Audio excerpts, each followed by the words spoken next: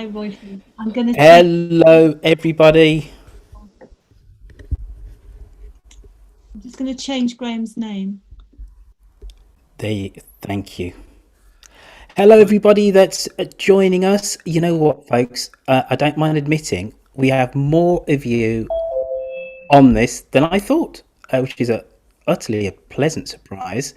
Um, so today we're going to somewhat wing it, and you only got the email and notification that we're doing this yesterday. Graham, friend of the podcast, only got this about 3 hours ago.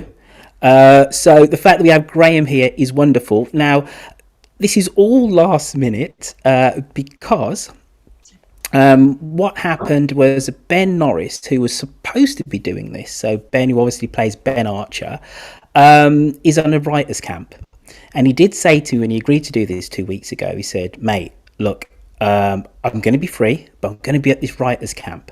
And I don't know what the Wi-Fi situation's like. He only got there a couple of days ago, and basically there ain't no Wi-Fi, or at least there is, but it's really spotty. So he said I can maybe try and do this from my phone, but I thought, you know what, right? I know you Dumteedumers, you're a demanding lot, and you demand tip-top Zoom entertainment. So I said, Ben, stand down. Let's do this next year. So what we have is Graham Seed, who is, of course, our Nigel, is going to join us for the first 20 minutes or so, and his wondrous wife, Denise. And then for the last 20 odd minutes, we have Susie Riddell, who, of course, is Tracey Horrobin. So we do have two heavy hitters. One of them is a bit of a ghost. One of them is still very much part of things. But it's so good to see you all. And as I said, we have 44 of you on Zoom. And considering we put this together at the last minute, this is great. I'm just going to have a quick look at the old YouTubes, because I know there were people there all kind of lined up. Folks, as I said, this show is very much me by the seat of my pants. Normally, yes, and there's 15 odd people on YouTube saying hello, Barbara Wiseman, hello to you, hello Steph, hello Beth Purnell, Beth, you're back, DR Overturn, Peachy Lane, and Laura Jackson, who's my old mucker, who's in Arizona. So we have people on Facebook, we have people on Zoom. I can see you, Lillian McCarthy. Looking very festive. Now, first off, as I said, oh god, that was it. Seat of my pants. This is a party. All I have is water with me, other than your company. Graham. Yes.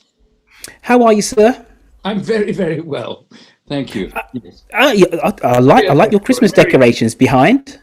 Yes. I put them out specially for the Dumteedum fans and listeners and yourself. Well, thank you, sir. Now, first off, sir, because you stepped into the breach literally at the last moment, I sent you a whole load of texts and whatever, saying how are you, how's Denise, blah blah blah. Before I got to the meat of things, can you step in? So thank you for that.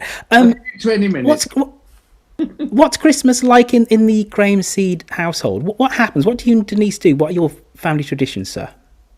Well, it's going to be very different. I mean, this year I'm lucky enough to be seeing my daughter on the 23rd, but it'll be roast beef for two. The thought of having turkey for two is just too much, and then I'll see my sister on the 27th. God willing. I mean, really, I think.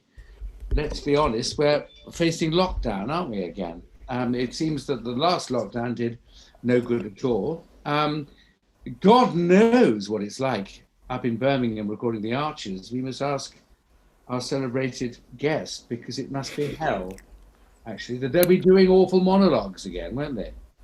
I must be against monologues, because I do quite well. Yeah, you, dare I say, you proved, sir, that they can be done rather well, didn't you? Well, yes, I had the best lockdown. I of course did the Pargeter triptych, which went down terribly well, and I enjoyed it until the BBC suddenly realised that that perhaps I was getting a bit too much attention. And they threatened me with all sorts of things, like prison. No, we joke. But no, I had a good time doing them, and lovely Helen Ledbetter, who wrote them. It brought back a time of Ambridge that a lot of the older listeners remember. Incidentally, you guys out there, there was a very long but rather impressive article in The Guardian the other day, wasn't there? About the article. Yes. Did anyone read it? Let's. You know what? I like what you're doing here, Graham. You are taking control of the show, and that is great. Put your hands up if you read. Hello, Quentin Rayner. Put your hands up if you read it. Right, Kathy Bowen. I'm coming on to you. Unmute. What did you reckon to the article? Unmute yourself. You go for it. I have done. Yeah, it was nice. I don't know if somebody that's listened to the Archers, I don't know if it really said anything very new for us. Maybe it was more of a musing on it for people who don't listen to it, sort of this thing going on that all these people listen to. It's been going on for ages.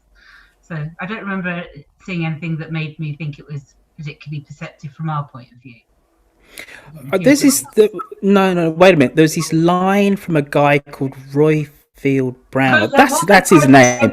Who talked about the fractiousness of the fandom, which I thought was incredibly perceptive. You compared it to like socialists or far right political groups, didn't you, in all the factions, which is very true. Yeah, very good point. Is there anybody else who going on to gallery views? Anybody else who read the article? Hold your hand up or do the wave function. Lillian, coming on to you, my dear. All right, you're up, Lillian. So, what do you reckon to it, Lillian? Can you hear us, Lillian? No, she's got very quiet, hasn't she? Yes, she has. I think she's fiddling with her technology. Lillian, whilst you fiddle with your technology, I'm just going to go back onto gallery view.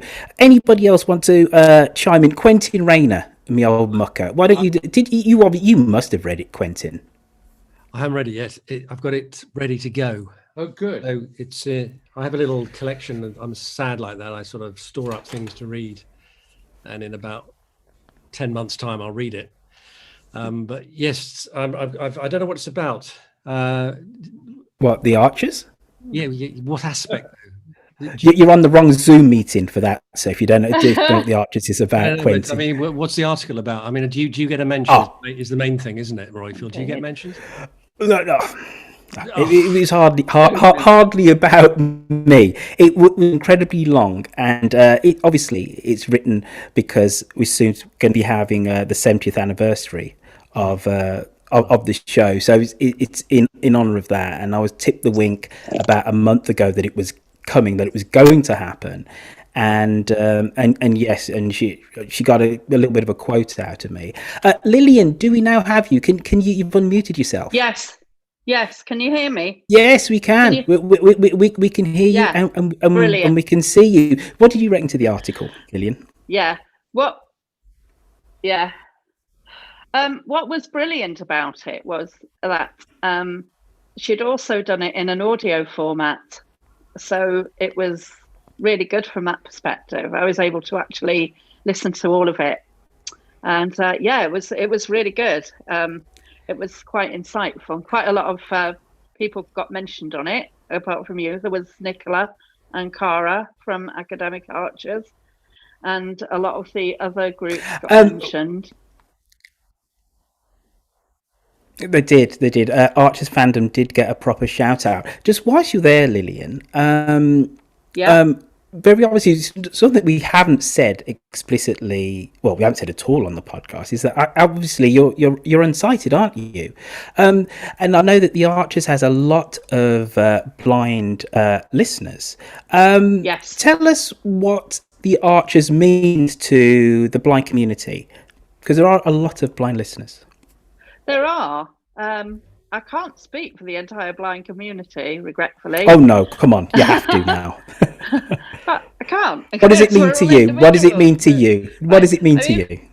For me personally, I've grown up with it. My grandparents listened to it, and so it's always been kind of a part of my life.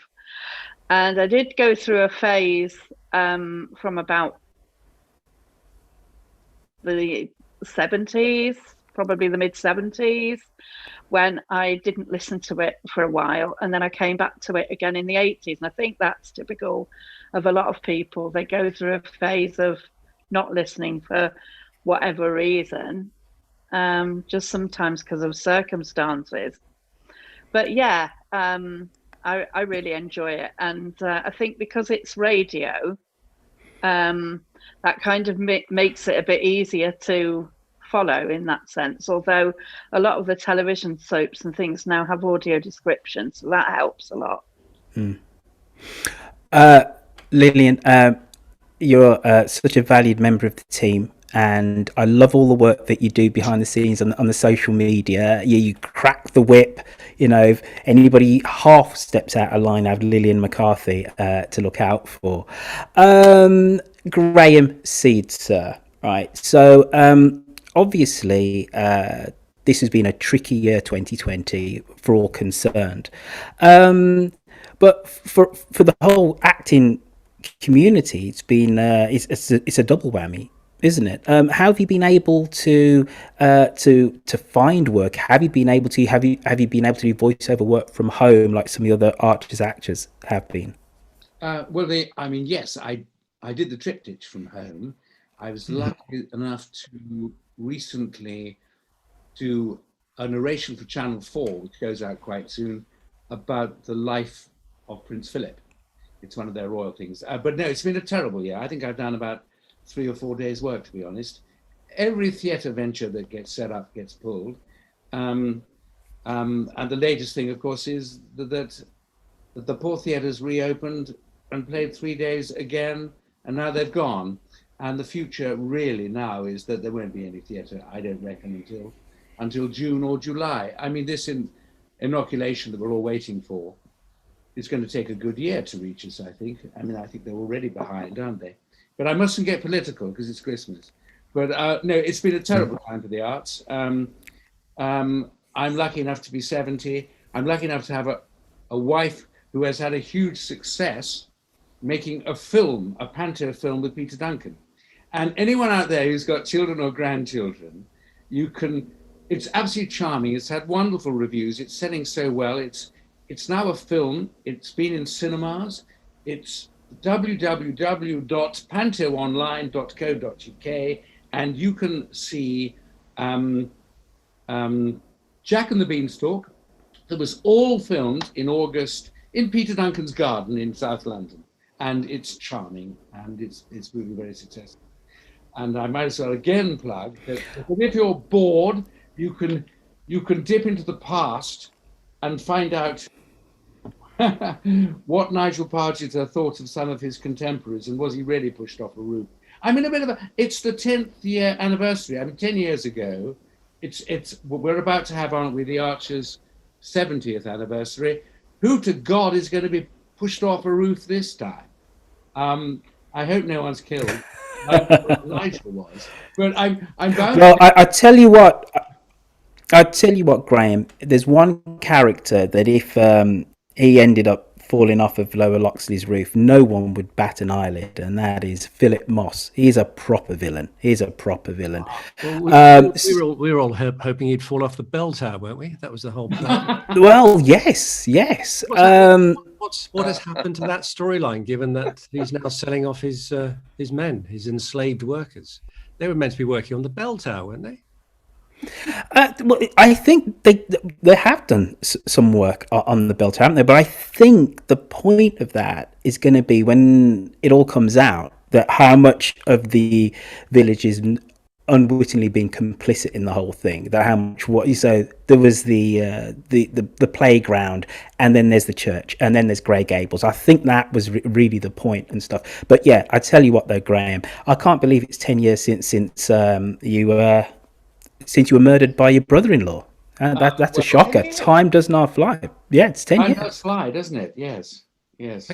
Unlike you fell like a stone. You didn't fly, unfortunately. How could they still live in the same house? How could Lizzie come out of the front door and think, and they're still scrubbing the stains off, aren't they? I mean, the mash of bone and blood. I mean, I would have immediately put that house on the sale if I'd been Lizzie. Couldn't agree with you more. I've just realised we have Philippa. 1 second there, Quentin. Philippa Hall, could you unmute yourself and just say hi?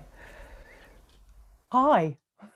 There you go, with your Christmas jumper. And by the way, Quentin, don't think I didn't notice that you had yours on as well, sir. I'm Philippa Hall. Boiling in this. It's the best polyester going. I'm boiling in this. It might have to come off soon. Well, you know what? It's these types of things that happen at Christmas parties. People, it's a certain state of undress that people get in, and that's why I'm wearing this. Don't worry. I can see. Philippa, sorry for not saying hello to you earlier. Thoughts and feelings on the slavery storyline, Philippa? Obviously, we did a Dumteedum. Yeah. Crumbs. That was this week, wasn't it? Yes. And the episodes this week. Well, I'll leave it for Kerry. Kerry's there as well for Kerry and Peter to talk to you about on Monday. But it's just awful, isn't it, to hear it all and roll on the 1st of January for the comeuppance to be come upped. I must admit, folks, because I'm so all over the place today, because I've only just done an hour and a half with a spoon and Dr. Nicola Headlam from the Academy of Archers. I didn't even see that Kerry was with us. Kerry, please unmute yourself and say hello. Hi, Roy Phil. Auntie Kerry Warburton. Hello. Hello there. Quentin kindly sent me an invitation, so I've joined in this evening, and I'm looking forward to Monday's Dumteedum. It's going to be an interesting one, isn't it? It absolutely is, because I must admit I've taken a view with this slavery storyline in terms of the portrayal, and should we actually hear the voices of the slaves of Kenzie and Blake, etc. And to say that it's divided, not that my opinion has, but their portrayal has divided the listenership is putting it mildly. Not at all that anybody doesn't sympathise with them, but it's whether you actually need to hear their voices. But it's nice to see you, who, if people don't know, if you want to follow a podcasting hottie, Kerry Warbis on Instagram, right? She's forever. Oh, come on. I did post a really delightful picture of a pizza last night, if that's what you mean. It was a gorgeous pizza. Well, there you go. A gorgeous pizza indeed. Graham? Yes. When we were texting earlier, I said I wanted the power behind the throne to be part of this as well. Well, I don't think she is. Where's Denise? She's upstairs working. Denise! She's coming. So she can... But anyway, I just wish all the listeners and fans of the program a very Merry Christmas, because I'm going to say goodbye after this. Well, I know we only said it's going to be 20 minutes, but I just wanted to see Mrs. Graham. Hello. And we'll see Mrs. Graham. Hello, Denise. There's the power Hello. behind the throne. Hello. Successful producer. Thank you for setting this all up, and putting Graham in front of the laptop and everything, because I know without you he's lost. He can't work. I feel. Completely hopeless. I'm not very practical at all this sort of thing. Could it be possible to put that web link that Graham mentioned earlier into the group? I will do. What, the panto? And Yeah. the Nigel Pargeter triplet. Can I just go into this, because I had to turn Yes. my chat off. I had to turn my chat off earlier because I was doing Zoom with a lot of school children. And oh no, it's back on again because it's. Can I go in there? Chat. I think you should be able to. If you can't, if you text it to me, then I'll whack it on, because there's something about the chat here. But either way, we'll get it up so everyone can log on and see that. Especially the panto. I mean, those who can't go to panto, and also the Pargeter triplets, which I'm very proud of, and it was a work of love, really, and it made me smile, and it was rather nice to be the ghost of Nigel Pargeter. because he was a wonderful guy. And we recorded it at home here. And we recorded on it this laptop, in fact. But I mean, no one from the Archers, even Kerry Davis, hasn't acknowledged that it happened. I don't think. You must tease Kerry next time you speak. I will do. I'll give him a little kick in the ankles for you. But listen, thank you for just saying hi to us, Mr. and Mrs. Grahamseed. Thank you, Denise. It's lovely to see you. And have a great Christmas and 2021 anyway is up. We'll text you both those links. Thank you. Thank you. Thank you. Turn it off like that. Okay. Sorry. Okay. Bye. Bye. So we have Quentin, we have Auntie Kerry Warburton, and we have Philippa. Now, obviously, we're going to be recording on Monday, you and I, Kerry, and then Quentin, you, I, and Rosie are going to do just before New Year's Eve. Yes, doing the week afterwards. Other than the panto, right? This is just a question, just to you three first. What discernible Christmas traditions are there generally within Ambridge, within the Archers? I'm not a fan of the panto, I must admit. However, this year with Roman hightailing it out of there, it's going to be a little bit interesting. But I can't remember. There was a caller in her who said this is exactly what's going to happen, that Roman is not going to do it and someone's going to have to step in. Is that person going to be Linda? That's one question. Double part question. First part of the question, Ambridge Christmas traditions. What are they and do we even like them? Why don't you go first, Auntie Kerry? Well, Stir Up Sunday didn't happen, did it, this year, which was quite a phenomenon, I thought. It wasn't really referred to, and I don't know why, because they could easily have had that included. True talk. I must admit, no. But I'm kind of a bit useless in the kitchen, so maybe this is a very obvious psychological blind spot of mine, not to have missed that. Are you any good in the kitchen there, Quentin? I reckon you are. You seem to be like one of these kind of new men who's, very, very handy with just about anything. I'll let you retain that image of me, Royfield. I'm afraid to say it's not entirely true. If my wife was here, she would say it definitely isn't. I have my moments. Limited range, but I follow the recipe to the letter, and it always comes out edible at least. Will you make anything at Christmas, Quentin? Are you in charge of mince? I have made mince pies in the past, and they were a triumph, Kerry. They were an absolute triumph. They were gobbled up mainly by me, so they can't have been that bad. But I'm spoiled because my wife's very good at stuff and would rather do it herself, which sort of is my get out, isn't it? Which I know in this modern world isn't really allowed, but I'm being honest about it. So yeah, I mean, Jill made her mince pies, didn't she? And she cut the fruit to the correct size, didn't she? Yes. That was very accommodating of her. I wouldn't say my mince pies were quite that precise, Kerry, but they're more spontaneous, I would say. Okay. Going back to the Archers' Christmas traditions, I think we got one going, haven't we? Eddie Balls is up on the turkey order, so we got that this year, haven't we? Yes. Good spot. While this time, bringing in Oliver as well, so it's going to be posh, ballsed up turkeys this year, isn't it? At least. Yeah, it was funny having Oliver involved in that, wasn't it? Yes, it was almost like a device to try and get him in somehow, wasn't it? Nice to hear him. Bit of levity after all the ghastly modern day slavery business. Jill has she made her Christmas? She always does something, doesn't she, Jill? She makes a cake or something, or a pudding, Christmas pud. Well, this is it. She didn't do Stir Up Sunday, did she? No. But she made pies. So. Made what?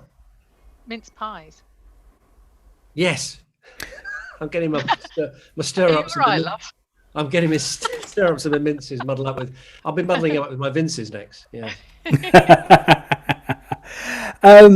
What are do we think that Linda is going to step into the breach? Is that what's going to happen? It's going to be Linda to save the panto. Graham Seed's going to come in as another character. How about that? As a flamboyant producer from outside. You can but hope. Yeah, it's not going to happen. It's fantasy. But by the way, I'm having a lot of glitching here. I think this is me.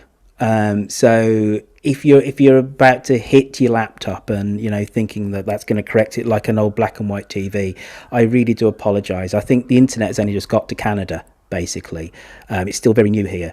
So if that's spoiling your enjoyment of things, blame Canadian Canadian telecom industry.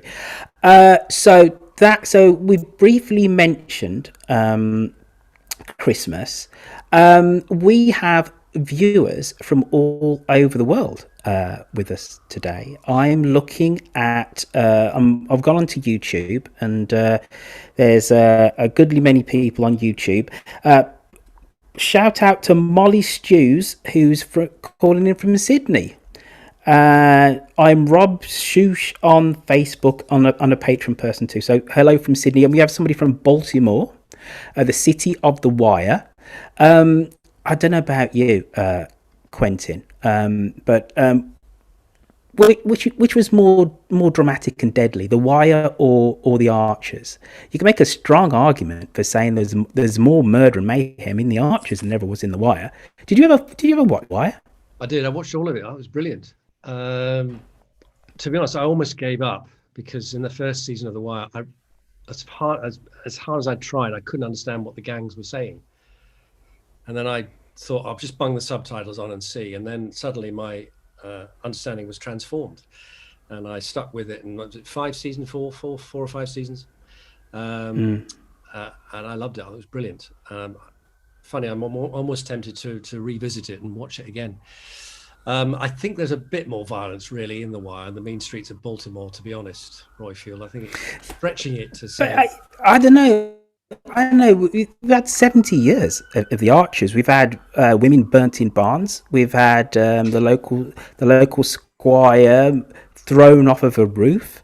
There's just 2 graphic murders off the top of my head. Yeah, that's nowhere near the tally of The Wire yet. Keep going, Royfield.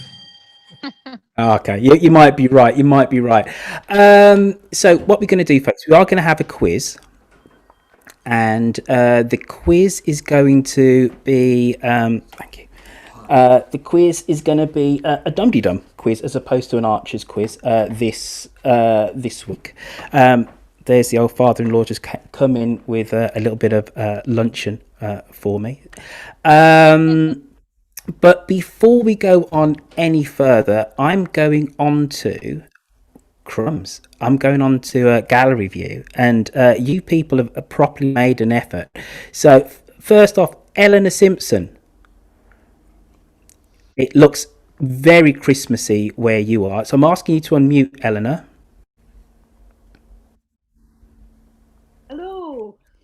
Hello. Where are you, Eleanor? I'm in Musselburgh, just outside Edinburgh.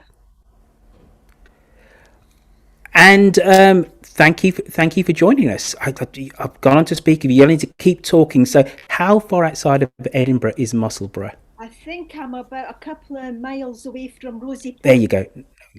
I'm a couple of miles away from Rosie Porty. We just about share the same beach. So yeah, very close. East Lothian though, a lot posher. Much posher. Great. And the great news is, folks, I know I've been talking about this, trading this for weeks, but Tractor, it's done. The big map. And we have our first listener from Baku, the capital of Azerbaijan, signed up today and pinned themselves to the map. So in the next 24 hours, you'll see the great map of where all you Dumteedumers actually live. Mia Fox, please unmute yourself. How are you? Hi. Yeah, I'm fine, thank you. Enjoying Dumteedum, got my gin and tonic and my Christmas hats and a display to hide my untidy living room, yeah. I had a little bit of a chat with Mia last week, and it was after we did the Zoom with Jackie Smith, and I don't mind admitting to you, Dumteedumers, that even though Mia and I had never actually spoken before, she's has a very special place in my heart, because this year has been tricky for us all, obviously, for the whole world, and obviously we had some changes here at Dumteedum, and I was always touched by the fact that when we did the Zooms, Mia always went onto Twitter and always said that was a great Zoom, she really enjoyed it, etc. I had a little bit of a chat last week. I messaged her through Facebook, and it was really nice just to reach out to somebody who unwittingly had given me some cuddles via social media, unwittingly. So it's lovely to see you, Mia, and you're a great addition to the whole community. Going back on to Speak of You, I'm looking at people who've made an effort here now. So if you haven't even, says me, really, who I'm not exactly in my Christmas jumper, but I had an excuse. I didn't pack one when I came to Canada. I'm looking at you, Ian Hardy. You're looking suitably festive. Just a minute. Hello. Well, it's both of us, really. Julie and Ian. And where are you? We're in Chesterfield. We only moved here a few months ago, in July. Well, you know what? One thing you didn't forget to pack was with your move was your festive Christmas jumpers. So where did you move from? We moved from Drumfield, which was it's about 7 miles from here, and it's in between Sheffield. Drumfield is in between Sheffield and Chesterfield. And Drumfield's in North Derbyshire. Gotcha. Now, does it kind of compare to Ambridge, do you reckon, in terms of size? And if so, and I'm hoping you're going to say yes now, who was your village or your town, Linda Snell? Oh, can't think who it was. Oh, in Drumfield. In Drumfield. Libby. Yes, Libby Long. And I think she listens to the Archers. Yeah. Possibly Libby, yeah. We've both been very involved with amateur dramatics, so was Libby. Yeah. Perfect. Well, listen, again, big ups to the pair of you. Go on, sorry. The countryside in Derbyshire is wonderful. It's the only thing we lack is sea. That's all. We've got everything else. We're just a few miles from the Peak District. Yeah, but we're right in the middle of the country, so there's no sea here. Listen, you pair, thank you for gracing us with your presence and for dressing up and keeping being in the spirit of the season. Back onto gallery view. We'll mute again. Gillian, thank you, Gillian Perry. You got your party hat on. Well, I thought I should have my party hat on when I saw the invite on Facebook, so I gave it a go. I haven't got a jumper that would have shown. Where are you today? I'm in Henfield in Sussex, so we're the village that some of you might have heard about on Facebook because we've got some peacocks that keep escaping, and the police are saying that they want to catch them and may have to do away with them because some of the villagers don't like them. So we've got a bit of a peacock issue around here. But the rest of the village are saving the peacocks, and it's become quite a local cause celeb. So, Henfield. And Gillian, what is your Archer's vintage? I've listened to it probably about 7 years, but before that, very intermittently. And I'm on academic Archers, so I don't often come on this. So this is nice to be here, and thanks for having us. Oh no! Listen, we're a wide bunch. We're an embracing community, us Dumteedumers. But thank you for jumping on. Back onto Facebook, we have Alison Gee, who says hello from Bristol in the UK, and we have Beth Purnell, who's always joins on Facebook, on YouTube, who says that she would like to reassure us all that even the people on YouTube have made an effort and have actually dressed up even though we can't actually see them. Philippa Hall. I believe you had some questions that you wanted to ask. I reckon we keep this segment short, tight, and succinct, and then we'll come on to the quiz. So go. Okay, these are the questions to you, Royfield. What would your perfect Christmas be? Being with my mum. Actually, I had it 3 years ago. It was my mum's 70th. And the whole of the family went to Jamaica. So we had mum, dad, my kids flew in, Noah and Ella from Canada, Maisha from London, I flew from California.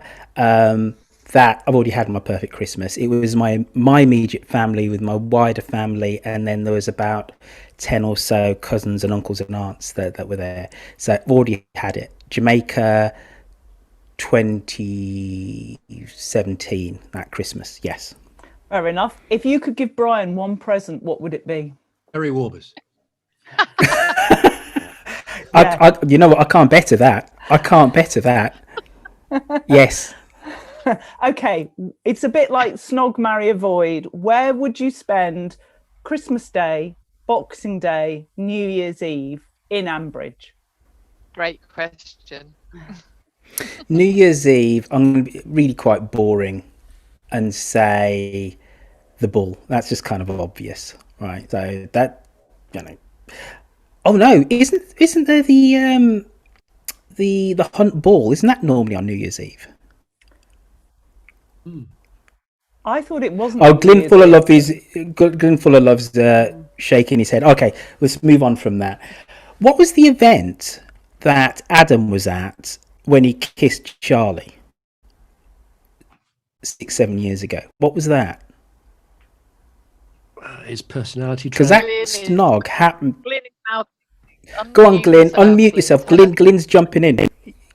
Yeah. That was the Lower Loxley Ball. Aha. Okay. So the Hunt. All right. They have a Lower Lox. They had the Lower Loxley New Year's Eve Ball. Mm-hmm. The one that caused Nigel to fall off the roof. Hey, Glyn, how was your Glyn? How was your appearance at the House of Lords, by the way? They were very nice.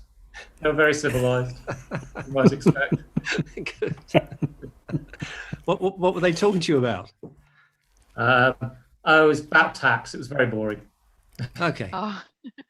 Are we going to get taxed more then, Glyn? Well, it was actually about something called the loan charge, which I think some of your colleagues know about because it's to do with sort of self-employment and employment and all that kind of stuff. Right. Right. Mm. So you were a witness, were you? A key witness? Props to you.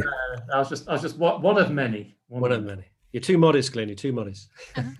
You can probably still find it on Parliament TV in the archive. I'll watch it after I read that Guardian article. Absolutely. Okay, so Royfield, you're at the Bull for New Year's Eve. Where would you go for Christmas Day and Boxing Day? Crumbs. Ah. What's going on there? 1 minute. Well, tell this. Oh. Right. At your end, Royfield? It's totally at my end. Totally at my end. Something just bleeped and alarmed. Where to go for Christmas Day? Christmas Day, I just want to be properly fed. So I'll go round to the Aldridges because Jennifer cooks up a mean meal. So that's where I'm going on Christmas Day. I just want to be fed. Christmas Eve. Christmas Eve's a bit of Boxing Day. Oh, Boxing Day. Yeah. I'm hanging out with Toby Fairbrother. I want to be with him because he's going to have some fun party games. And he'll get up to a little bit of no good, but it won't be too bad because it's Boxing Day. So I'm going to be with Toby Fairbrother. What about you, Auntie Kerry Warburton? What would you do for New Year's Eve, for Christmas, for Boxing Day, for Christmas Day? I think you were right the first time with New Year's Eve. It needs to be in the Bull, even if there is a hump ball. I'd rather be in the Bull, to be honest with you. Boxing Day. Boxing Day is a sort of doing absolutely nothing day, isn't it? So I want to be with lazy people. Who Jazzer, maybe, I don't know. He'd be quite fun to loaf about with. Christmas Day, yeah, it's the best chef, isn't it? So You don't want to be with Ian, not though, do you? Ian, exactly, not Ian. Then you're with Adam, aren't you? God, can you imagine it? Good grief! No. You get your Christmas log out, your Yuletide log out, Kerry. Yeah, there should be a Yule version, shouldn't there? Well done. I'll work on that. Hopefully he's not going to appear. I don't know. Yeah, that's my answer, I think. What about you, Quentin? We might as well get the trifecta on this. Oh, you lot have bagged all the best answers. I think I'd probably go for a walk up Lakey Hill on Boxing Day, wouldn't I? Nah, it's boring. I know, but I mean, it's, you know, we all know what Lakey... Quentin? You know what happens up there? Who are you going up there with? We all know what happens up Lakey Hill, don't we? So maybe it's not as boring as you think, Royfield. So there you go. I like your Christmas Day answer, Royfield. I think that you've bagged the best meal with Jenny, and you got Brian there as well for great company. So New Year's Eve, God, well, there's only the Bull, isn't there? I can't think of anywhere else. Yeah, there's anywhere Lower else. Loxley might be all right. Maybe you go with the Panto still be going by then. Sure. No, you need to be. What about you, Philippa? New Year's Eve, I'd want to be with Jazza and Jim and Alistair, because I just think you'd have a good night. You'd learn stuff from Jim. You'd be able to go for a little run around with Alistair training for his next half marathon. And you'd have a lot of drinking fun with Jazza. I think that would be a good one. But I'd like to spend some time at Brookfield, just seeing. What? Oh God. Yes, just to see the awfulness. Yeah. I would just like to witness that family in real life. But your next question, Royfield, when you're not eating, sorry, we're on a Zoom here. Which character would you buy a Christmas present for in Ambridge, and what would it be?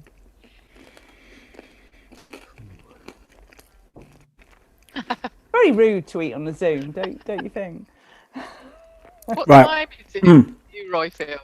Is that breakfast or lunch? No, it's kind of it's a late lunch. It's a late lunch, and I had the headphones in, so father-in-law was obviously tapping at the door, and I didn't hear. So he just thought, you know what, he's either dead, and if he's dead, I need to come in and check on him. So he just walked in. I forgot to say I was actually going to be on doing a recording. Oh God. Here's the boring answer, and this is what I've got for my ma and pa and for the in-laws here. And but it's fantastic. Basically, these photo books that you can get now, we're all taking pictures on our mobile phones, and these companies that put together these rather slick books from our photographs, and you have 20 minutes worth of fun arranging them on these kind of like grids and whatever, and for the sake of 25 quid, you know, my parents are going to have this hard-backed book, glossy book, with great pictures of themselves and their grandkids. So the lazy answer is actually that's what I'd do for just about, not everybody, because there's some characters I care more than for others, but fundamentally I do that because it's a gift which has great personal sentiment behind you giving it and the person receiving it, and it doesn't actually cost a lot, because it's not about the cost. You know, the value of it is much more than the monetary cost. You can afford to actually do quite a lot. So there's a boring answer, and the one I've done for this Christmas. Sorry, it's not clever, it's not funny. If you're doing it for Kirsty, would you include a lot of photos with sort of eyebrows raised and pointing to certain things that she's not yet aware of? I think that's it's a bit harsh that on Kirsty. If we are to believe that all the information that she has are things that she's actually been privy to, what has she been privy to, which is particularly that incriminating? And unless it's put right in front of you, who would believe that their partner is a modern slaver? You know, she had thoughts and feelings, and she was worried about him when he lied about where he said he was once, but then he backed that up and he was doing something for her. So could you be a modern slaver and live with somebody for a year plus and they don't know? I don't know. I think it's harsh. With Helen as a close friend looking out for her, you know, she's in safe hands. There you go. There you go. Can I suggest buying a session, a life coach session, several life coach sessions for Adam, so that he could be taught to have a personality and a sense of humour? Is that possible? Good idea. I think that's a lot of sessions. Is that beyond a lot of sessions? That's a great idea. Yeah. And just whilst we're thinking, just to keep this whole show on the road, Sean Sillock on YouTube says, "Hey up, Royfield, all the best to you, gang. Many thanks to all of you. Have a Merry Christmas. P.S. I'll be a caller in next year." And he's from Barnsley, up north. He says, up north. Do we have any more questions there, Philippa? Because I feel like it's quiz time. We are waiting for Susie Riddell to log on and take us through to our next hour. But go for your questions there. Yeah, well, Philippa. I've got hundreds of them, so I can keep going. Okay, hit us with two more because there's no Susie, and then we'll do the quiz. Which character would you be most nervous about interviewing? Character or actor? Character. Character/actor, whichever. Yeah. Well, that stopped him talking. Gosh. Well, I got nervous when I was in the lift with Charles Collingworth, who plays Brian. My brain scrambled, but I think that was in part because I just wasn't expecting it. We just happened to be in the same lift, and he went, "First floor, please." And I went, "Bloody hell, you're Brian Audrey." He says, "Yes, I am." You know, and then I just became a fanboy.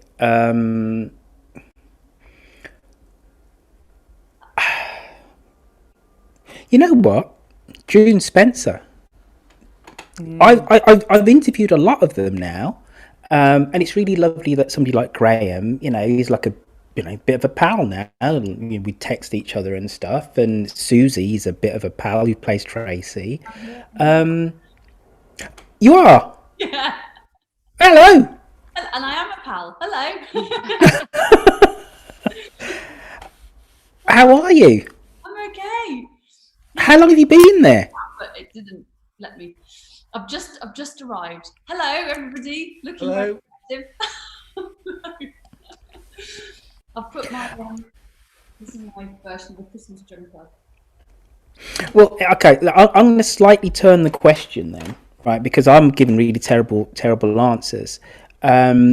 Susie, you've been obviously you've been with the cast for about 9 years now. If we forget your first stint when you were Kate Aldridge, if we're putting that to one side, which actor? I'm not going to say you were intimidated by. Was the most kind of were you most in awe of meeting or working with? This time, it's probably yes. This time, it's still June. June both times. June when I was 11. June when I was 36 or whatever. Yeah, terrified. But she's she's Does she? What does she like to work with? She's 101 years old. I mean, how is that not intimidating? And amazing and marvelous. Yeah. She is, I mean, when I was 11, she was quite scary. But I think most grown-ups are quite scary when I was 11. I would have thought just walking into Pebble Mill when you were 11 would have been quite scary. Yeah, and exciting. But yes, I think, I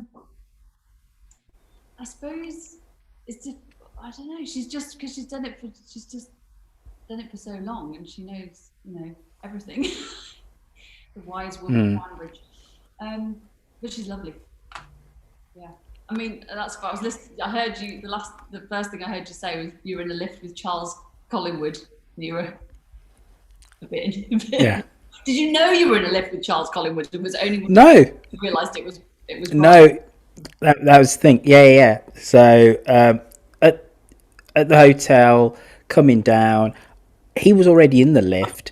I walked into the lift, and I fluffed for like a second or so to not knowing what button to press, and he went, "Ground floor, please," and I was like,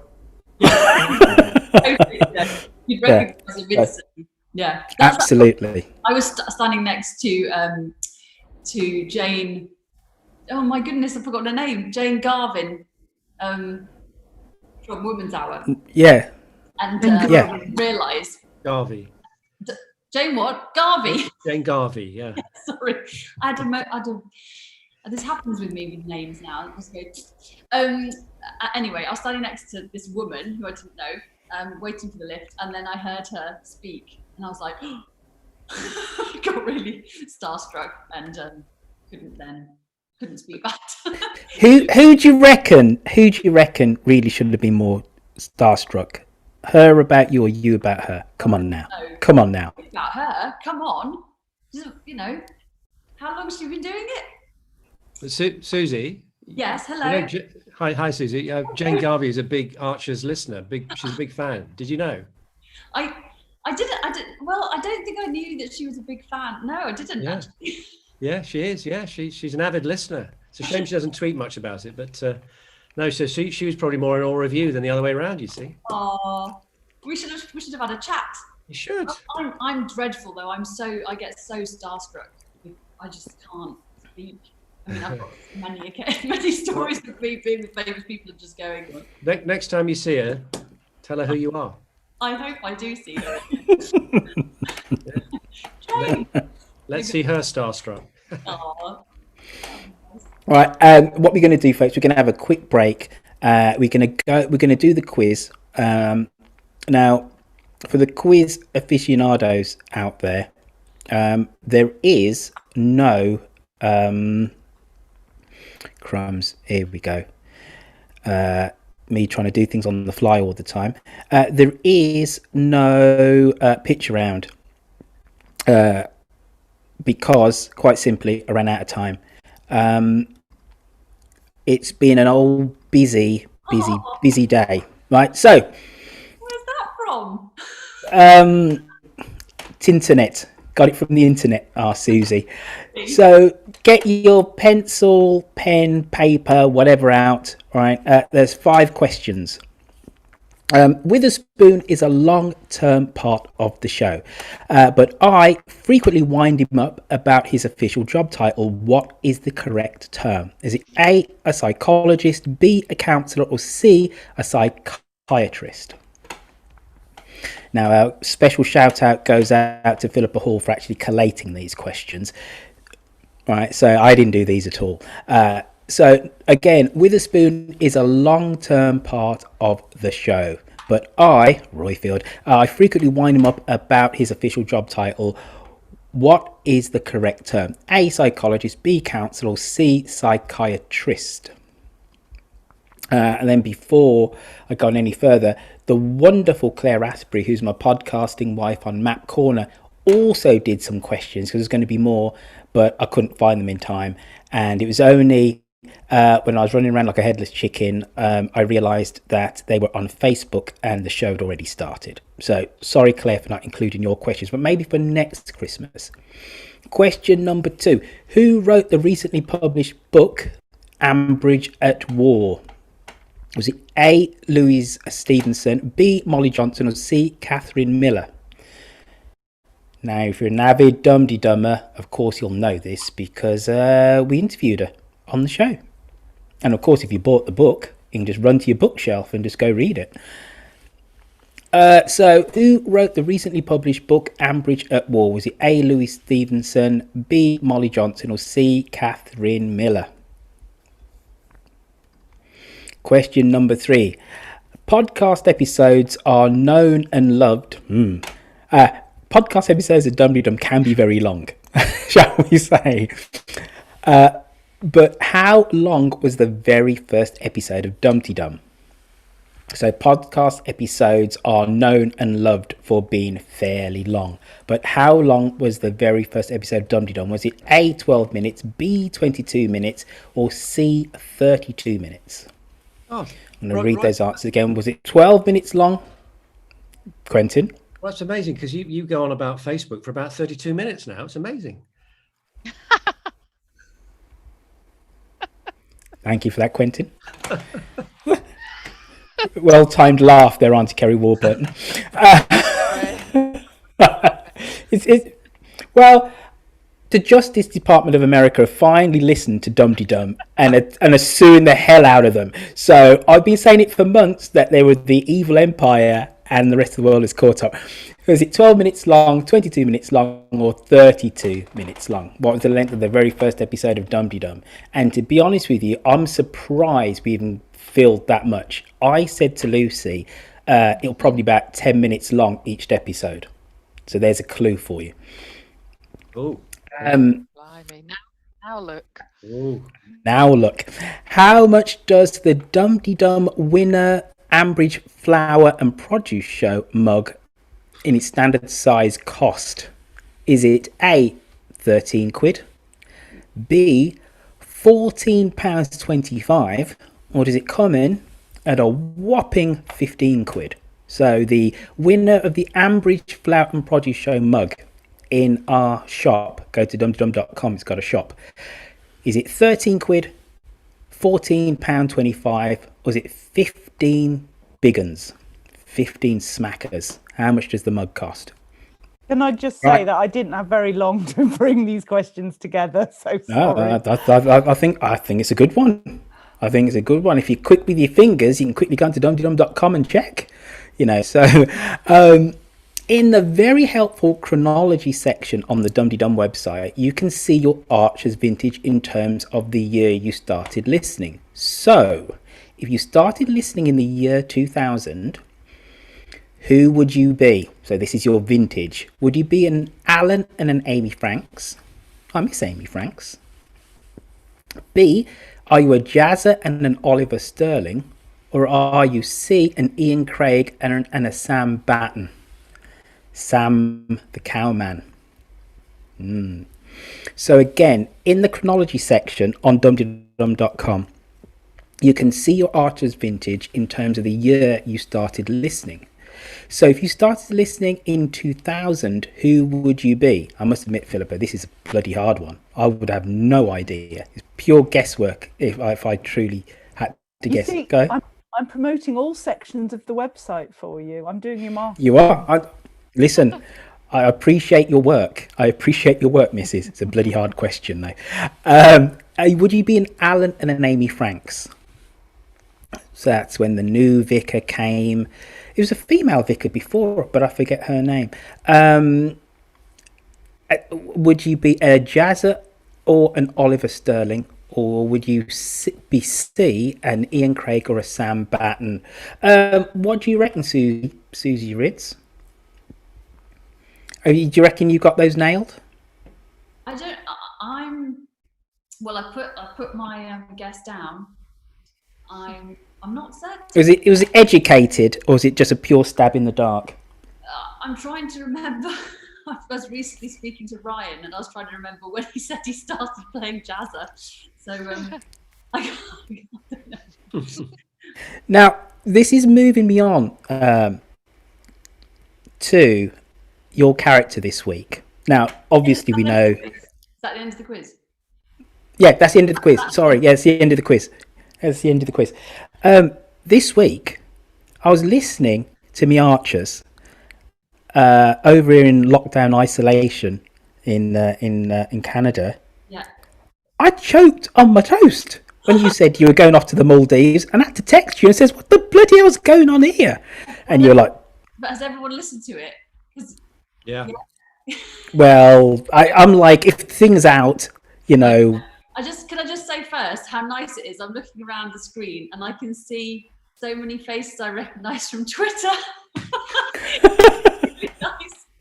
I'm looking at Bernadette, hello, and Kerry, obviously, where is Kerry? Somewhere on the other page. Yeah, and I'm sure there are loads of names that I recognise. But it's so funny when you see people's little Twitter pictures and you've been communicating with them, and then whoop, there they are. So hello. Yes, this week's been a good week. A good week for me because I was on the Archers. Yeah, it's been an It was so good as well, honestly. It was great. It was such a relief, that Thursday episode. Oh my God. I think we all probably feel that. I hope so anyway. I hope so. I was in a proper state of anxiety, as I said, so much so that you got a WhatsApp from me. I was like, nah, but of course you played things very close to your chest. But here's the thing though, right? What was that scene about your Brad and drinking the hooch and you going round and having words with Jazza? Foreshadowing, perhaps, now that Roman's gone? Foreshadowing what? Yes. Well, we all want Tracey and Jazza to get together, Susie. Trazza has to happen. I thought everyone wanted Tracey and Oliver to get together. Yeah, we want Trazza, please. Trazza. Yeah. That sounds horrible, doesn't it? No, it doesn't. It sounds great. Well, I can always say absolutely nothing. But could you see them together? You just said you were talking to him about when he first started the show and everything. You've obviously been in conversation with him about something or other. That was when we were recording our big vow. Oh, Kerry, I like your work. You should work for the FBI, Auntie Kerry Warburton. Look at you. It's proving fruitless right now, though. Yes, well, we had a couple of scenes together back with the booze moment. The hooch. What do you feel about them as couple without telling us whether they ever become a couple or not? What would you feel about that happening? Yeah, it'd be nice. I think it'd be nice. It'd be fun. I think they're quite similar, aren't they, in a way? Yeah, I don't know. I think Roman was a nice combo with Tracey, but a bit of a dreamer, I think. And, I think Tracey would whip Jazza into shape, I think. Yeah. I don't know, what do you reckon? I think she whips anyone into shape. She goes around the village whipping. That fantastic episode. It was just after the fire, and she just went round like issuing advice to everybody. It made me laugh. I was like, is this seriously all in one episode? She gave the same as the cricket team as and well. The cricket training as well. Hey, what was that? The cricket training as well. I mean, I cannot wait till they can actually start training. It's going to be great. She doesn't have to do anything, actually. Cricket caps, see?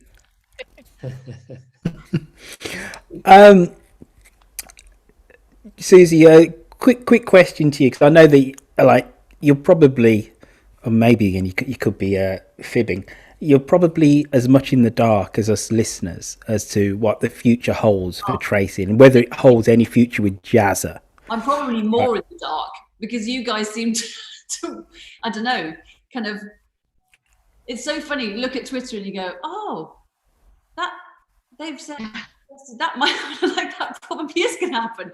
And I know sometimes when somebody's put a line and they've gone, "Hang on, I said that 6 months ago," and I'm like, maybe the script writers are looking at what you're putting on Twitter, just getting ideas. Yeah, we know absolutely nothing, and I actually saw the editor Jeremy in Rye during the summer, and you try and kind of, because we were down there, and you try and kind of get him to say something. You try and drop a hint. just to make sure you're not going to get written out is the main reason. But he just won't. He won't say anything. And I think that's partly because things can change, I suppose, but also in case any of us. You must have been, Susie, you must have been a bit alarmed when you saw that you were heading off to the Maldives. God, did you think you were being written out?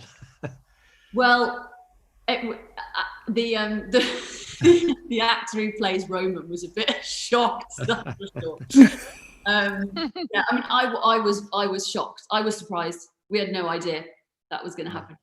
So were you relieved when you saw that the accommodation wasn't up to scratch and you were staying in Ambridge? Yeah, I was like flipping through the script. What? What? Let's make it work. No, right, next script. What's happening? Have they booked me for next month? Yeah. I mean, it's because kind of mixed feelings really, because I really like Ewan, who plays Roman, very much. I think he's a great actor, and he really because actually Roman only appeared audibly in I don't know, 6 episodes or something. And the impression he left, you just wouldn't believe that, because you kind of you've heard when he began doing the workshops for the Christmas show, lots of people were thinking, right, okay, he's actually coming into some form here, and he's going to be a bit, medium to long term, and now he's off to the unless that all gets cancelled. I mean, I'd love to know this hotel where King Lear is played in an all-inclusive resort in the Maldives. Does this actually happen? And they pay for your flight there as an amateur actor. I'd be off like a shot, I tell you. Well, yeah, I'm sure. Come on, give me that job. Yeah, because it's you just, and I suppose that's how that's clever, isn't it? Because you think, oh, he's bedded in, he's here now, he's directing the Christmas show, and then, oh, okay, U-turn, that's not happening. I mean, he hasn't got on the plane yet. Well, it's pretty, I think. That farewell scene, wasn't a farewell scene, was it? But that kind of, Tracey had made her mind up, seemed pretty final to me. But all I'm saying is it then frees up a certain space in Tracey Horrobin's life for somebody else who's Scottish, called Jazza McCreary. Anyway, that's all I'm saying. Keep writing on. Keep writing about it. Keep saying it. We will. Well, I'm just trying to make sense out of the reason for that scene with your Brad and you storming around there and giving him what for. I think that the kids are being mentioned more and more. I don't know if you feel that. I feel like they're being spoken about and kind of being rounded in a off air kind of way, not off air. You know what I mean? Yeah. I hear them, but I'm well, I don't know. I'm guessing that at some point in the future you are going to hear them. They haven't got creepy voices like Henry, have they? All the children in the Archers are voiced by the same. But you were really horrible to Jazza, weren't you? Not you, but Tracey. But about you'll never have children of your own. You'll never know what it's like. Oh my goodness, yes. Well, again, more foreshadowing for stepfather Jazza, I reckon. Exactly. Seriously pissed off. Philippa, you've been rather quiet on all of these proceedings. Do you reckon we've been set up for our Tracey Horrobin's next phase of her love life? I have to keep muting myself because my dog's snoring so loudly. I don't want people to think it's me. I don't know. I'm just really interested in, with all the Zoom rehearsals that you're doing now, Susie, because normally, presumably, you would rehearse and then record almost straight away, whereas now you're rehearsing at home and then you go in and record. Does that affect the performance with the delay at all?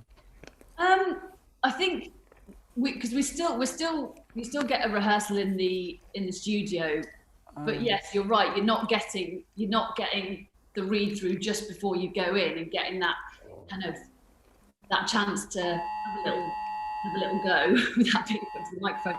But actually, the Zoom read through is quite nice because you hear the whole week of episodes rather than just your episode. So everybody who's in those 4 episodes is there, and you get a real sense of your place in the story for that whole week. So it is quite nice. And the first time I did it, I found it quite strange because it is strange, isn't it? I mean, it's kind of a bit weird, and it's hard to know how to play it in a way because you're visual as well, and it's sort of like you've got a bit of an audience. Yes, with others watching you. Yeah. So I tend to be a bit more kind of pulling loads of faces,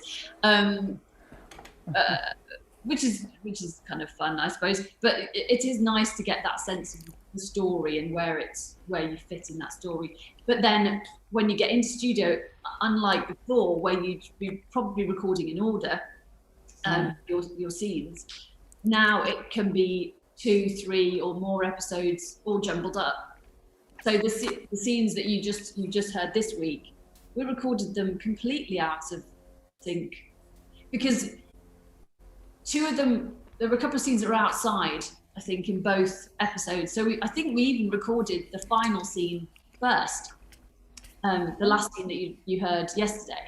Sorry, I'm on mute. First, and then went back in time.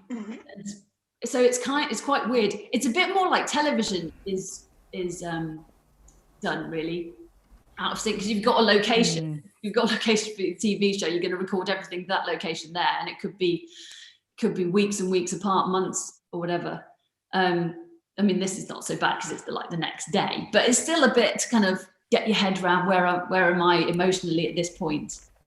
I get the feeling that the cast are really, well, it seems like they're really close during lockdown, messaging each other. Is that just sort of fake news, or is that really what's been going on? No, we have got this WhatsApp group. I mean, we still message and everyone, because it is a very friendly cast, and because there's no kind of star, you're not turning up.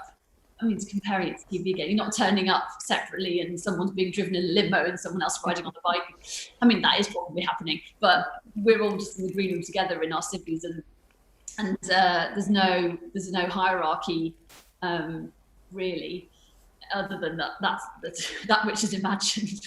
Are you having an Archer's Christmas Zoom party? We're not. Actually. We should do. Or is it going to be the 70th that you'll have a get together? Maybe we can't. We'll probably be on Zoom by the time that party. Yeah, we should do. You're right. I don't know if that's in the plans.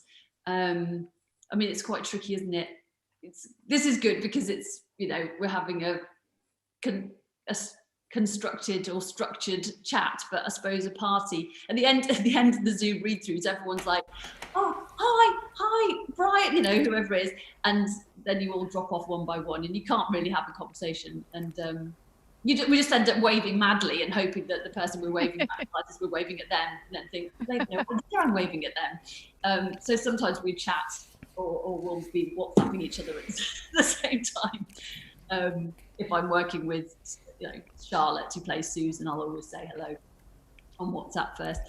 But it is a very friendly cast and very supportive. So those recent episodes with Alice and Chris that were so powerful, and the week before with Arthur, Rory, and Jennifer, and so everyone says well done and how great that was, and also some the production teams on there as well, so we're kind of you pass the good wishes and the respect on, and also if lots of interviews are coming up with the 70th birthday, there's going to be lots more press, and people have been doing stuff already, and so we're all sharing sharing stuff and saying well done for that as well. So it's a supportive, friendly cast, and we are friends. That's nice. Susie, do you listen to every episode? Yeah. Yeah, I suppose you have to, don't you? Well, no, I don't think I don't think everyone does at all. I do because I like it, and I like to know what's going on. I think Are you a daily listener or an omnibus listener? It varies. I think at the moment, I'm actually finding it easier because there's fewer, so I feel like I can do the omnibus more easily. Yeah. I'll often listen when I'm out traveling. Yeah. But and is that literally the first time you hear everything in the sequence that it has to be broadcast, or do you get to hear anything prior? No, you don't. Okay. Yeah. So it's nice.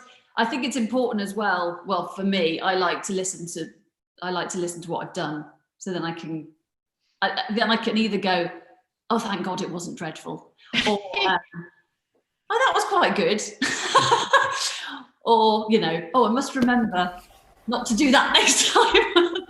That kind of thing. What do you make of the demise of Susan off the airwaves? Oh, tragedy. Not the word I'd choose, but there you go. I thought she was so funny doing that. It really made me laugh. Yeah.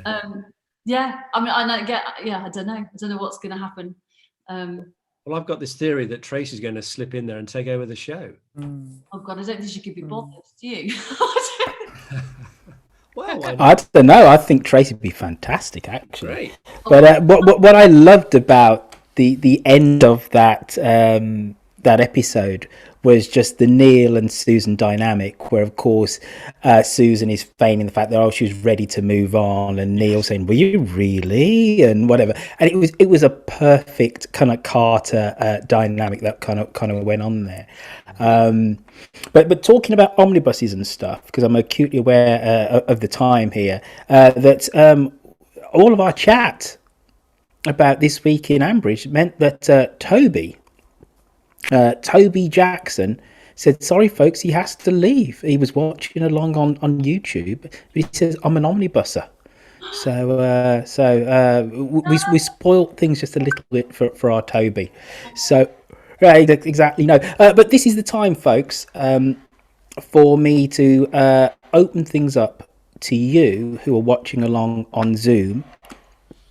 So if you have a question about anything, it can be a question about the last week in Ambridge, the slavery storyline, our Tracey's future love prospects, whatever. Why don't you wave your hand or put the little wave icon up, and you can have your 2 pence worth. I must admit, I know I've got a really dodgy internet connection here, so half of my kind of tiles are not actually even live. Okay, Gary, coming over to you, sir, asking you to unmute, and why don't you fire away? Hi, Gary. Thank you. I think I'm unmuted. I have a couple of things. Susie, can I thank you in person for the beautiful message you sent to everyone via the blog that I inherited? It meant so much to so many people around the world. It was absolutely life affirming and so nice. Thank you. I've forgotten my other points. I'm a bit tipsy now. Oh well, Gary. First off, you need to pimp your blog, sir. What's the name of the blog? So we can sorry, it's archersfan.blogspot.com. Say that one more time. Archersfan. Archersfan.blogspot.com. I didn't Okay. get it. But I reached out to a few of the cast members, and quite a few responded and sent some messages. And Susie, it really did make people a little bit emotional, and it was lovely. And thank you. Can I also say that I hated you because I didn't like. I was not a fan of your character. for so long, and then I was won over. So I was wrong. I was bloody wrong. I just, for whatever reason, snobbery or whatever, I thought, blah, blah, blah. Here's another one of those characters that's going to be like this, and they're going to do that, and they're going to end up to have a heart of gold, but still be a bitch. And I'm so glad it's still a bitch. But the main point was, I think Bernadette is still here, and we were lucky enough to take part in the quiz that's going to be on New Year's Day. And I can assure you that Jane Garvey is bloody smitten by you. Yeah, I told you. Yeah. Hilarious. I'm not saying schoolgirl crush, but by God, she would. I'll put my arm round her shoulder.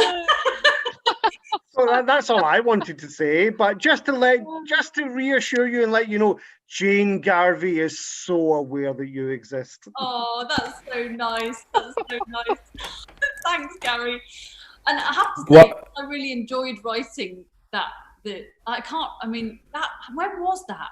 Was that? That was near the beginning now, because we were calling it lockdown, and quite a few of the people that contributed to my blog were in either France, Italy, and Spain, and they had extreme lockdown. That's right. And they were about to be at the end of their tether. They were just thinking, I have no life left. Yes, which is where we were about 2 months later, wasn't it? But they had to have written permission to leave the house. Yeah, never mind, you can't go to the shop.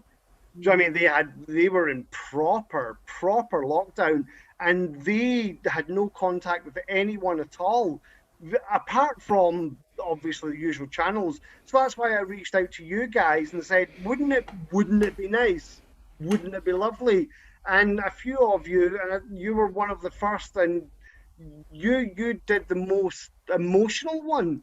That really was beautiful. It reflected where I was at that point. I think for me, that things like that really helped me as well, and actually the whole Archers itself, being part of it and being asked, I felt so lucky to be one of the few really who got to take part in those lockdown episodes, because that was keeping me going as well. It really felt at that time, because I haven't been on Twitter for a couple of months, but at that time I was on it quite a lot, and it did really feel like this kind of family. I know everyone wasn't enamored with the monologues, but I think they served a purpose, which was to keep it on the air and to keep people connected to it and give everyone a bit of a taste of Ambridge. And from a personal perspective, it kept me kind of somewhere. I had somewhere to hold, put my feet down, because I was feeling a bit discombobulated along with the rest of the country. But yeah, I will be forever thankful. Gary, that was an excellent question. It's an excellent question, and Gary, you've got some big Dumteedum love already. On the YouTubes, Melly Merriweather says, "Who the hell is this guy? I am howling." I presume that howling is a good thing up there in Scotland. So you need to become a caller-innerer, sir. Right? Don't be coming on to Zoom, being all bloody fantastic and then just disappearing into the ether. Get onto SpeakPipe. Right, we'll have some more of you, sir. I'm going on to gallery view. Lillian McCarthy, you're waving furiously. I've seen you. All right, Lillian, you're next. And we got Pat Brown. I'm coming on to you next, then, Pat. Pat. Some Pat. Must have Pat. Go on, Lillian. I'm asking you to unmute. You're on mute. Can you unmute, Lillian? I am asking to unmute. I'm clicking the ask to unmute button. Right, Lillian, whilst we're figuring out what's going on there, okay. Pat Brown, Can you unmute yourself, Pat? There you go, Pat. You're up next, and then we'll come back and try Lillian. I didn't have my hand up. What can I say? I think we just wanted to see you, Pat. We just wanted to see you. I wanted to see Susie. I really enjoyed your parts this week. Good. But on Thursday, the slavery story was so horrendous. And so it was just so lovely to have you, to bring us back. And I'm so glad you're not going to the Maldives. Yeah, and I'm afraid I'm in the Tracey and Jazza camp, but we'll have to see. Well, I mean, you don't have to have a man. You can have a nice life without one. I don't know why you've got to have a man in your life, but we just want you to be happy, really, Susie. That's what it is. Thank you. Oh. And I do. I get that about the mix of when something's so awful. It is nice to have the lighter, and I think they mixed. Was there one because Oliver and Eddie together are just comedy gold as well. And I can't. Was there an episode that was Eddie and Oliver and Tracey and Roman? I can't remember, but I love hearing them, and it makes it a bit easier to bear, doesn't it? That you've got to have that, and that's the joy. I think that's the joy of the Archers. That you can have this really tragic, heavy storyline going on, and then the next second you are laughing at something that is quite farcical, really, but still totally believable because, I mean, Trevor and Michael are just geniuses. They're just great actors, so it works. Yeah, I'm glad you enjoyed it. Thank you for the Pat, and thank you for that, Pat, and also thank you for dressing up for the occasion. Lillian McCarthy, coming on to you. Then we're going to have Bernadette Hawkes. Right, I'm unmuted now. I think, am I? Yeah, you're unmuted. Right, brilliant. Right, this wasn't so much a question, Susie, but just more of an observation. I think I'd said this on Facebook that I felt as though Roman never really wanted you to go with him, or rather Tracey to go with him anyway. He just said that because he didn't want to appear like a bit of a love rat that was deserting you. So that then when people said, why didn't Tracey go with you? He would say, well, I asked her to, but she didn't want to. Maybe, I don't know. If that makes any sense, because I just feel like he's so selfish. He didn't even, when you were saying, well, what about this and what about that? It was like, well, what do you want me to do about it? He definitely hadn't thought it through, had he? I think absolutely not. I mean, to be honest, I think he's a typical actor. I understood where he was going from, really. It's like, it's a great job. It's a great job. It just obviously, yeah. And kind of not really thinking. But the other reason that I say that as well was because if you remember a while back, Tracey said that she suspected that he'd been cheating on her. Oh, yeah. So that's what makes me think that as well. What happened with that? Nothing that I remember. Just for what it's worth, right? I actually disagree with you, Lillian. I think Roman just had not thought it through, and my only bit of evidence for this is initially when he tells Tracey that he has the gig in the Maldives, and she's like, oh, so you're going then? So you're going then? And he says, "Why? Let me speak. He's quite insistent that, he hadn't finished what he was saying, and he says, but I want you to come. He had his out immediately. As soon as, with Tracey's initial response, he had his out, and he didn't take it. If he was only just saying it purely just, not to look bad. I just think, as Susie says, I just think he hadn't thought it through. He hadn't thought about being a parent and the kids. Sorry, Susie. I've got a bit of extra info that actually you didn't hear because the episode was obviously too long. So they cut out. You do sometimes record other bits of dialogue in the scene that are then cut, and sometimes that's very disappointing. But there were some lines that you didn't hear, which when he was talking about Tracey's children and saying he thought it'd be really good for them to be out there, and it would really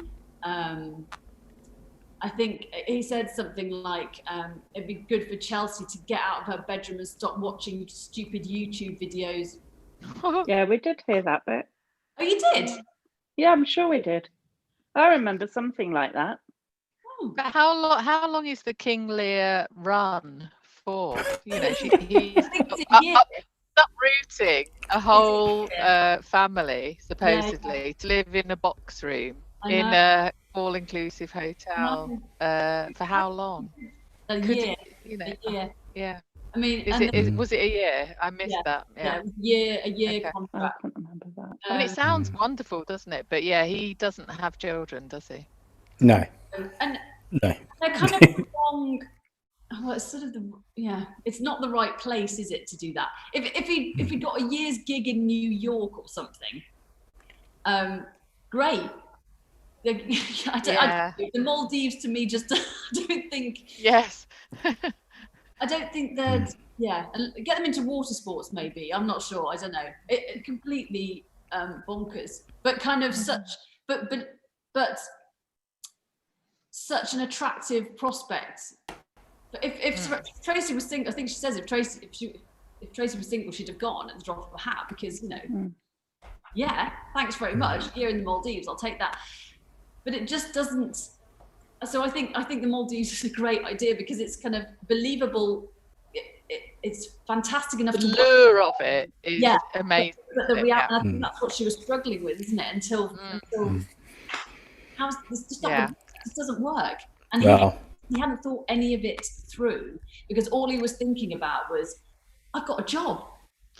And that's but she was so wonderfully gracious about it because she just said, just knock them dead or whatever it was, didn't she? It was like knock their socks off. She didn't sort of go nuts and go, how dare you leave me? It was just like, okay, goodbye, and do your best. Yeah. Well, so I think she's always been very supportive of his career, and I think she sees how important it is to him. But there's a really sad moment where she said, because he said that he wouldn't go without if she didn't go with him, and she's like, oh, I think that was the moment where she goes, he really loves me. Oh my gosh, okay, I'll go with you. And then the next day, reality's kicked in a bit more, and she said, do you love me enough to stay here if I don't want to go? And he doesn't answer, and then that's it. I think she's pragmatic enough to go, right, that's dead in the water, move on. Yeah, definitely. Which is good. Although, I think she likes him. Yeah. But I think there's an astute observation. He's an actor. Just about every actor that I know in his situation would have gone. And so Bernadette Hawkes, my dear, you're up. Do you want to Hello. Hi. Hi. I was going to call you Tracey then. Hello. Nice to meet you. I'm one of your fans, as you know. I did like you too. So I was thinking about that. Actually, the last bit about pragmatic was interesting. But I want to go back to when you and Oliver were being mates. And are there any little regrets that you and him never really got it together? Well, there's still time. I mean, honestly, the idea of Tracey and Oliver it blows my mind. It would just be fantastic. Yeah. I think he's just wonderful. Oliver's wonderful, and Michael, who plays him, is wonderful. And I was always trying to justify. I was like, he's only 30-something years older than her. It's totally fine. It's totally fine. I wasn't worried about the age, but I know people in the village kind of thought, different class and all that kind of thing. And I was thinking, go on, do it. Show them it can be done. That's what I was thinking. But even getting the job at Grey Gables. Yeah. I was so excited. It was like, I don't know. It's still the best thing that's ever happened to me as a person. I play getting a job at Grey Gables, the best thing that's ever happened to me. It's absolutely brilliant. I still can't believe it. It's just great because the absolute joy of being of working with Linda and Oliver. Oh yes, yeah. And Freddie. What could be better? It's just great. And Kirsty. Right. Well, maybe it could happen. Yeah, maybe. Oh, wouldn't it be great? It'd be lovely. Lady Horrobin. Yeah. Susan would be very upset though, wouldn't she? Because really. Do you think she'd be upset, or do you think she'd be absolutely smug? Well, she'd be upset initially, but then smug afterwards. I think. Yeah, that's right. That's her. That's the pattern, isn't it? Yeah. Bernadette. Yeah. Sorry, just before you go, Bernadette, because Rob's coming on next. What are your plans for Christmas? Well, I'm going to be a bit isolated because my mum lives 100 miles or so away from me, and she's 92. Very upset. I don't feel I can go there. She's not very well actually as well, so it's going to be a bit lonesome, But I'll go for the traditional walk on Margate Beach. I'll probably bump into loads of people. Yeah. Well, listen, Bernadette, you have a great Christmas. Now, Rob Williams, you're up, sir. Hi there. Hello. Hi, Rob. Hi, Tracy. Hi. Hello. Just one thing. How old is Roman that he's happy to go halfway across the world to play King Lear? I mean, that's an old man's part, isn't it? I mean, one of the best ones I saw was Don Warrington in Manchester. Oh God, I spilt my tea. I met Don Warrington once. Oh God! Right. And in fact, it was very. I mean, I worked with him for a very brief time doing some Shakespeare for Radio 4, and I spilt my tea over myself. I was so excited. That's where I just can't. I was like, oh my God, it's Don Warrington. I was so shaking so much. And I had to pretend it didn't hurt. Like just boiling hot water over myself. A wet skirt. And I was trying to play it cool. Oh God, it was he was lovely. Well, I don't know if he's playing. I mean, I don't know if it wasn't clear if he was playing King Lear or whether he just did the King Lear speech. Maybe I don't know. But I mean, he's in his 40s. I think. I mean, I know King Lear is Lear, I always think of his 60s, 70s. Yeah. But I have seen younger actors play. Oh yeah. Aged up. But he's certainly. Didn't Glenda Jackson do it as well? Glenda Jackson. Oh, she did, didn't she? I think she did. Yeah. Recently. That was quite recent. Fairly recently, yeah. Yeah, brilliant. Well, Rob, is that your question? That was it. Thanks. Yes, thank you. Smashing. Like the Santa hat, sir.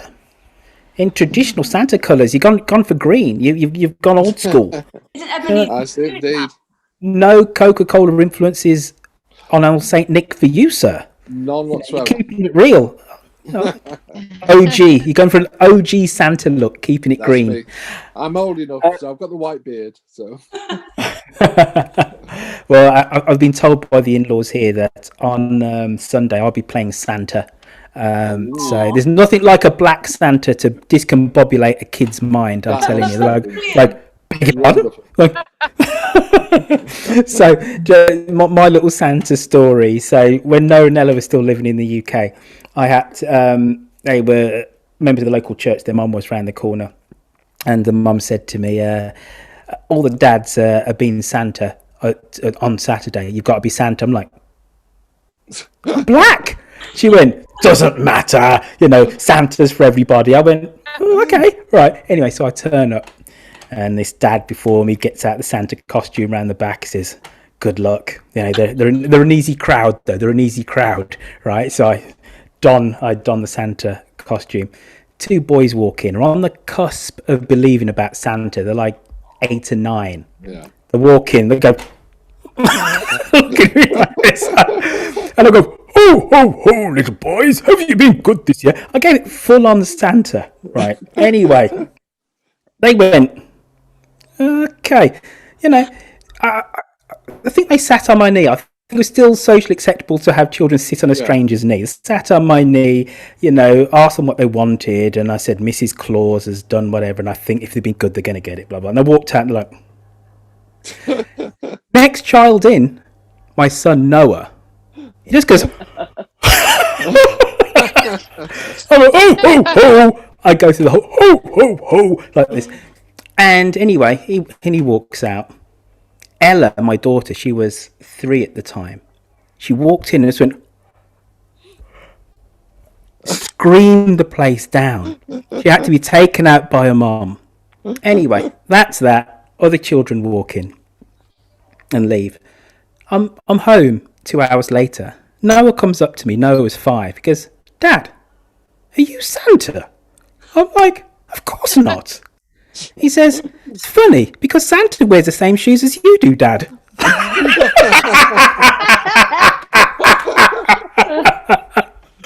So anyway, there's my Santa story. But I did it Coca-Cola style. I was all red and white. Do we have any other last questions? Because I believe, folks, we've been going for best part of an hour and 3/4. So I think you've had some Christmas entertainment. What was that, Susie? They've earned some time off. I just want to say I've been looking at the pictures, and I really I'm liking the flashing lights that Sue is wearing. Hello, Sue. You need to unmute yourself and come up on speaker view so everyone can see your flashing lights. Hello. Hello. I love them. And my lovely background, and I'm still knitting. I thought you were knitting. I wanted to Christmas presents to finish. I'll show you. This is my husband. Hey. All the best people are still knitting on Zoom calls. He's just started learning. He's just started. It doesn't look like he's knitting a scarf, and it looks like he's knitting a pair of woolen pants. Because it started like this, and it kept picking up stitches, so it ends up like. This is the scarf I was knitting on the last Zoom, or if I get it to be in the right place. Very good. Oh. Been sewing together. Very nice colours. Fantastic. I'd like that. You've shown real commitment there, Sue. And by the way, also thank you for being one of our social media supremos, Sue. So big up to the social media posse. Well done, you. Right. So shall we? Well, Christmas Jane has got a rather fetching. Hello. Oh, unmute yourself, Christmas Jane. Hello. Hello. It's my pantomime tiara. It's gorgeous. Yeah. Just wow. Curious. Yeah. My daughter would love that, as do I. The only time it ever gets worn, Susie, is when I go and see my son in Panto. And of course, there won't be an opportunity to do that this year. Oh. Next year. Yeah, definitely. Yeah, it's beautiful. It looks good. I think it would suit Royfield, actually.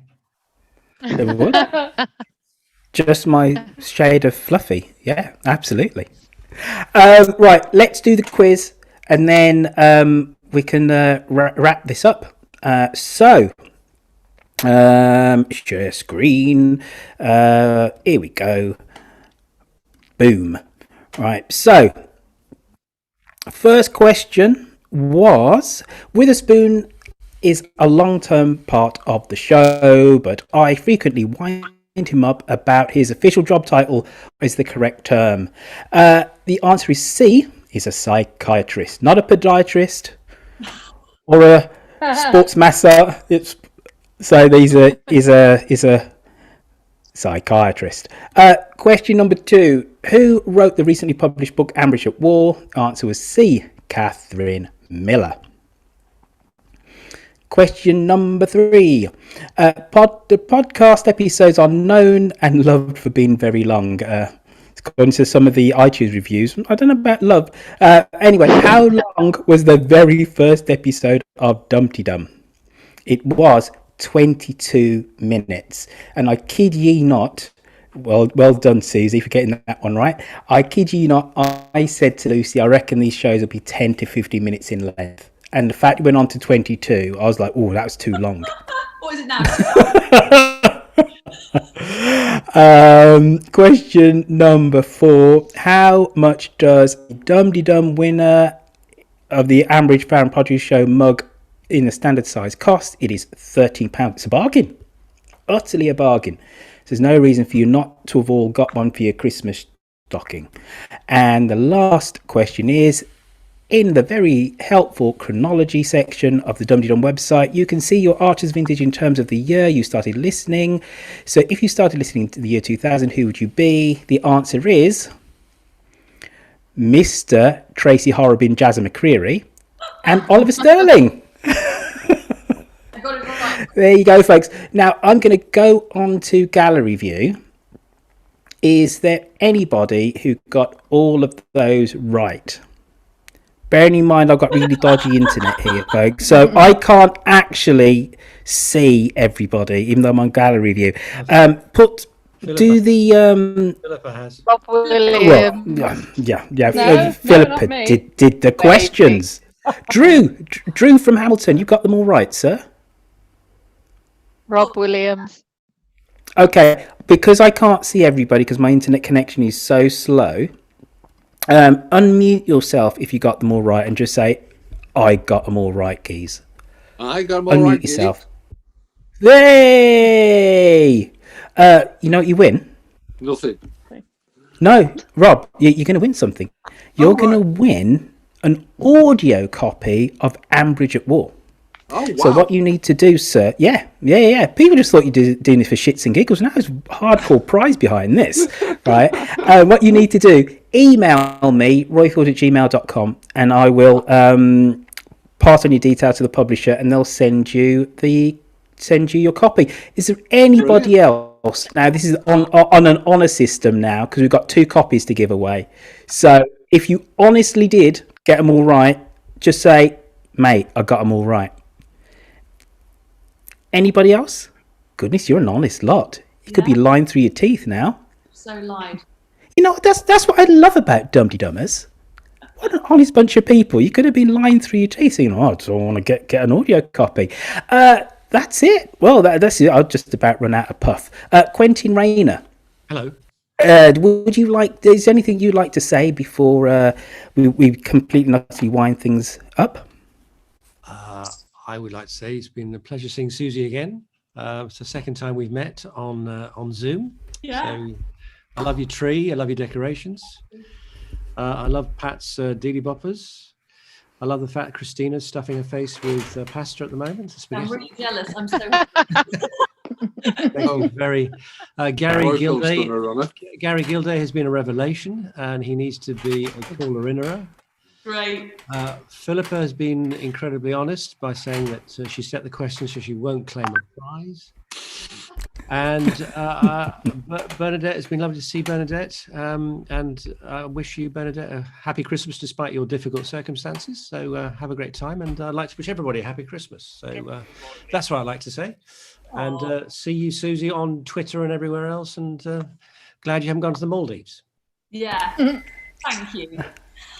Auntie Kerry Warburton, you got any seasonal messages you'd like to give to the massive ranks of Dumteedumers? Because we had a listener even from Sydney tuning in, so everybody, the whole globe is waiting on you with bated breath. That's not terrifying at all.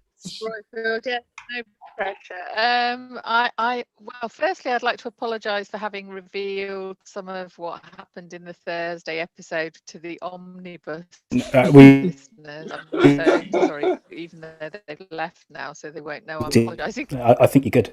I'm so sorry about that. And Merry Christmas to everybody, and I'm so looking forward to 2021 and what on earth it will bring us in the Archers world. And it's just such a lovely bunch of people, and the Archers is a wonderful thing. Indeed. Amen to that stuff. Hall quiz question extraordinaire. Do you have any passing shots that you would like to give us from Shrewsbury? Just simply thank you. I've loved being part of Dumteedum. It's such a group of fab people. And Susie, this is so cheesy, but I'd like to wish you a ho ho Horrobin Christmas. Sorry. Start using that. Thank you. No, Merry Christmas, everybody. To you. Now, Susie Riddell, me old muck and me old pal. This show would not have been half as much fun if you hadn't decided to give up your Friday to be with us. Leaving the last words to you, Mrs. Oh, well, thank you very much for having me, everybody, and thank you for listening. And it's so lovely to see your faces, honestly. It's giving me joy because, none of us see anymore. I don't see anyone getting a bit desperate. So, but it's really nice to see smiling, happy faces and feel like I'm at a mini party. So it's been good. This is effectively my Christmas party as well. So thank you for having me. Cheers. Yeah, cheers. Listen. And thank you for listening to the Archers, and thank you for being such, a fantastic. No, listen. You've got to listen to With Great Pleasure on Christmas Day on Radio 4 because it's an Archers special. And I hope they keep it in, but I do talk quite a lot about the Archers family, which includes, you, everybody who's involved in it, which I think the listeners are absolutely, you're absolutely integral. So thank you very much. And yeah, happy Christmas. Thank you. There you go, folks. Hopefully, if you haven't been able to get to an office Christmas party, we've been somewhat of a small substitute. Very obviously, we all love the Archers, but I think we've found a special kind of kinship with being Dumteedumers. We are a special bunch of people, and I'd like to thank you for all helping me get through some of the travails and some of the issues and some of the speed bumps of life that I've had to deal with this year. My greatest joy, everybody knows I do 10 million other different podcasts. I love 10 American Presidents. I love How Jamaica Conquered the World.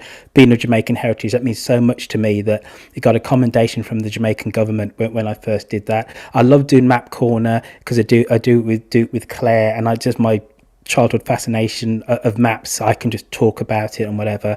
But I never ever dreamt all those years ago when I had this idea to this podcast that Dumteedum would end up being the thing that it actually has, and meaning so much to so many people. And to have a little bit of that reflected back means an awful lot. So everybody have a great Christmas. Look after yourselves. Be good, not only to the people around you, but to your fellow man and whatever. It's the season to think about others. Thank you again for being part of Dumteedum. Thank you for helping me put food on my children's tables. I do this for love, but the Patreon supporters help me to pay for things and also put a little bit of shekel in my pocket and whatever. So thank you for making me be a professional fan of something which I love anyway. the Archers. Take care, everybody. Ta-ra a bit, toodle pip. See you all again soon. We're going to have a podcast on Monday. It's going to be awesome because it's going to be Auntie Kerry, there's going to be Pete, and then next week after that, you're going to have Crumbs. We've got Quentin, we've got Rosie. In between that, you have a show with Witherspoon and the Academic Archers. Blooming hell, you're spoilt, you lot are, but you deserve it. Bye-bye. Bye. Thank you. Take care, guys. Thank you. Bye. Happy Christmas. Thank you, Susie. Merry Christmas. Bye, everyone. Happy Christmas. Bye, everyone. Thank you. Bye.